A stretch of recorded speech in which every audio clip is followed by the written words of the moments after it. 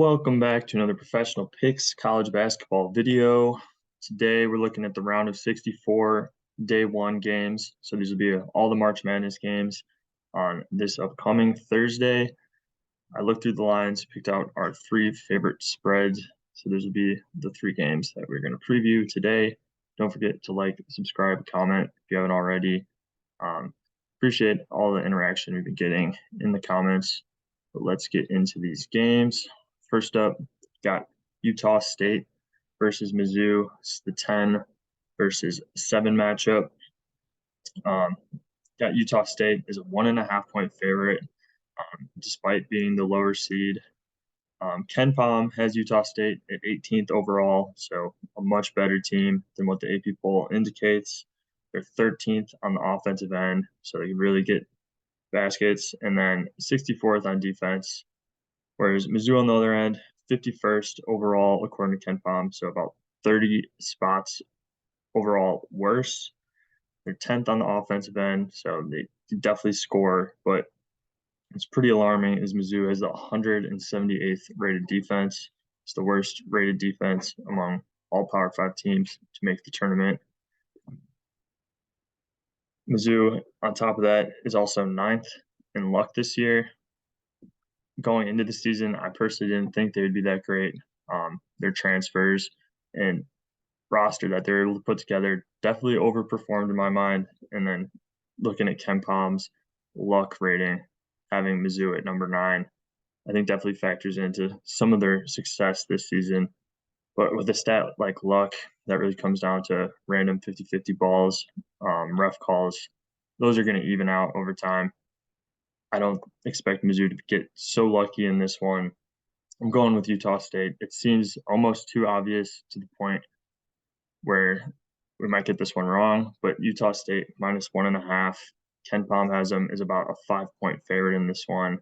They're just about as good as Mizzou on the offensive end, and the big difference here being the defensive play. Utah State shows up, plays the defensive end, whereas Mizzou is one of the worst defenses in all of Power 5 basketball.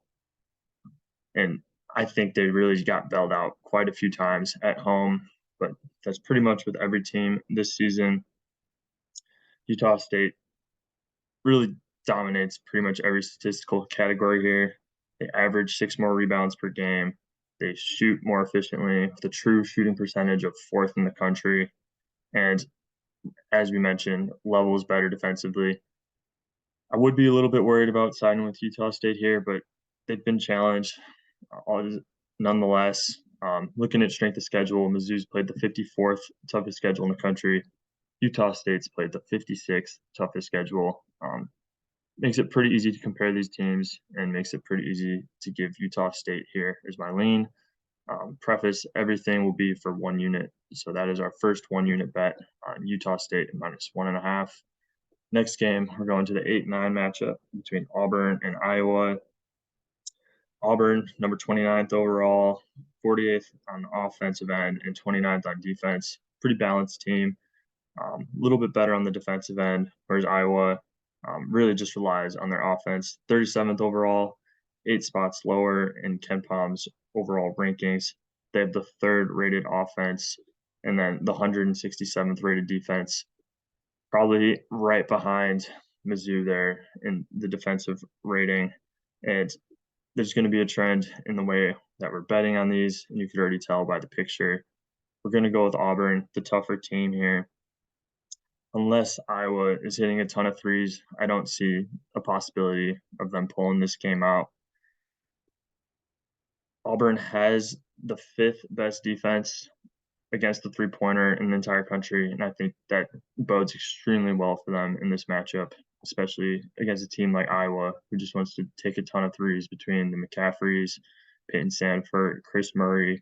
They don't really have a tough post presence, and that's the exact opposite of what you're going to get from Auburn, John Broome.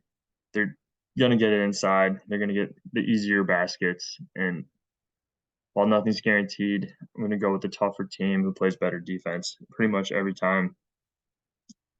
I don't see Philip Rabacha taking over, getting inside, and getting those baskets against the Auburn defense.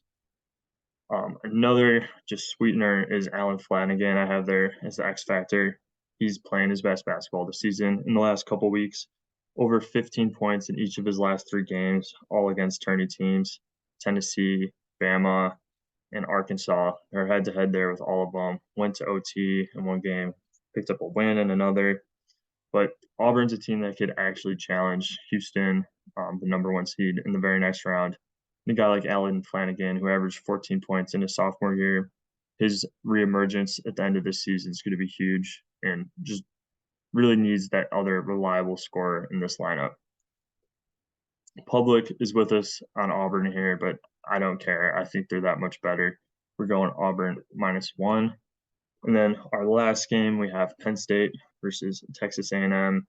A&M, the 25th overall rated team in the country, whereas Penn State's 39th overall. Penn State, similar to last game, more of an offensive team, 17th on that end, and then 101st on the defensive end, whereas Texas A&M, very balanced, 30th in offense, 37th in defense. Spread's pretty much exactly where you would expect it here on a neutral court site. Texas A&M about a 3-point favorite, but I think everyone's just too big on Penn State after that Big Ten tourney run. They beat Illinois, who they've just had their number all year. It was the 3rd time. Picked up the win against Northwestern, who I think is extremely overrated. And then obviously you got to give them their flowers. They beat Indiana, but they got outclassed in my mind in that championship game. They were down 17 points before going on an insane run where Purdue just looked like they didn't even know how to close out the game. I'm not going to forget that big lead that Purdue had where they controlled the momentum and basically the entire basketball game. Purdue beat them by 20 earlier in the year, while A&M doesn't have that same necessarily post presence between Henry Coleman III, experienced starter, Julius Marble, previous Big Ten starter. They have the size and they have the skill inside to win this game. They're going to grab more rebounds. They average 5 more offensive rebounds per game. They're going to get those extra advantages and just take it inside where Penn State doesn't guard the rim that well. We have Andrew Funk here as the X factor for Penn State. He can hit a few threes in a game and completely change the outcome, or he could go ice cold. Pretty much the same with Seth Lundy and a lot of these guys on the roster. It's nice that they have a few, usually get 1 or 2 on with Pickett.